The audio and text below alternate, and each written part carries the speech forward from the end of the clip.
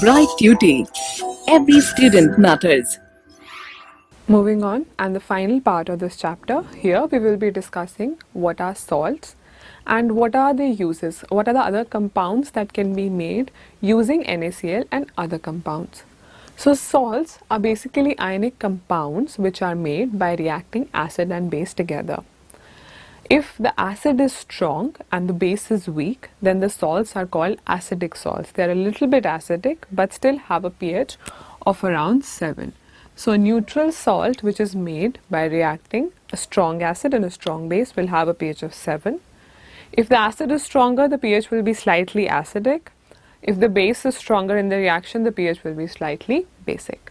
So I repeat, salts are ionic compounds which are made by reacting acids and bases. If both strong acid and strong base are taken for the reaction will, the salt will have a pH of 7 and it will be a neutral salt. If the acid is stronger than the base and the base is weak, in that case we will have a acidic salt.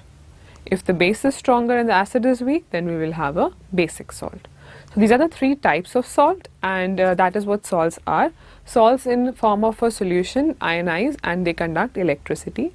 We have high melting point, high boiling point. One of the common salts is NaCl, that is sodium chloride. This is the salt that we have at our homes for cooking.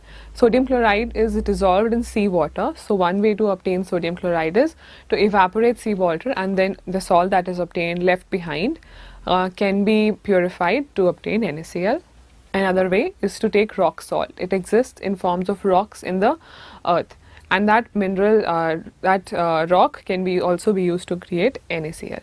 NaCl has a lot of uses. It is used at our homes. It is used to keep the pickles so that they don't interact with the fungus, and it has many other uses, one of which is creating all these compounds that we will be studying today.